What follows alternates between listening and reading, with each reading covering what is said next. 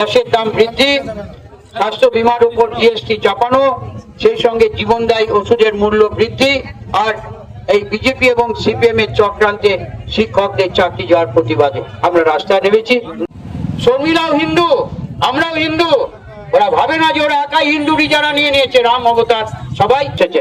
শর্মিলা একটু আগেই গাজীপুরে মুসলিমদের একটা বড় অনুষ্ঠান হয়, ওর জন্মগ্রাম যেখানে, আমি প্রতিবার আগে যেতাম, আমি যেভাবে ভেবেছিলাম, কিন্তু শর্মিলা পৌঁছে গেছে। আমি ভেবেছিলাম 7টা নাগাদ যাবো, তার শর্মিলা অ্যাটেন্ড করে এসছে, তাও ধন্যবাদ। থেকে মিছিলে হাঁটছেন এবং সকলকে নিয়ে যেভাবে প্রতিবাদ মিছিলে স্বপনদা এই বয়সেও চালিয়ে যাচ্ছেন, সেটা দেখেই আমাদের এনার্জি বেড়ে যায়। এবং আমার মনে হয় এখান থেকে আমাদের প্রত্যেকেরই শিক্ষা নেওয়া উচিত যে কোনো একটা দল চালাতে গেলে কি কি ভাবে মানুষজনের পাশে থাকতে হয় এবং প্রত্যেকটা মুহূর্তে তাদের সাথে থেকে, তাদের পাশে থেকে সামনের দিকে এগিয়ে যেতে হয়। তো স্বপনদার কাছ থেকে আমি শিখছি একটু একটু করে। আর আপনাদেরকে প্রত্যেককেই বলি যে আপনারা প্রত্যেকেই জানেন এখানে যারা আছেন, বিজেপি সরকার কিভাবে দিনের পর দিন দ্রব্যমূল্য বৃদ্ধির দিকে নিয়ে যাচ্ছে আমাদেরকে, এবং তার সঙ্গে যে জীবনদায়ী ওষুধ, সেই ওষুধগুলোরও দাম বাড়িয়ে দিয়েছেন।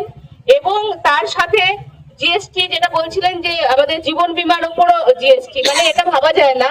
প্রত্যেকটা মানুষের যদি স্বাস্থ্যের ক্ষেত্রেও এইভাবে দেখতে হয় যে এখানেও জিএসটি লাগাচ্ছে, তো সেটা আমরা অনেক প্রতিবাদ করেছি, কিন্তু সেই জায়গা থেকে এখনো ফেরাতে পারিনি।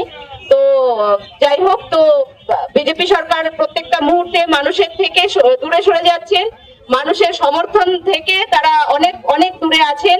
আমাদের পশ্চিমবঙ্গের মানুষ তার প্রতিবাদ প্রত্যেকটা জায়গায় দেখিয়ে দিচ্ছে, তাদেরকে বিজেপিকে সরাতে পরিকর হয়েছে এবং বদ্ধমূল হয়েছে।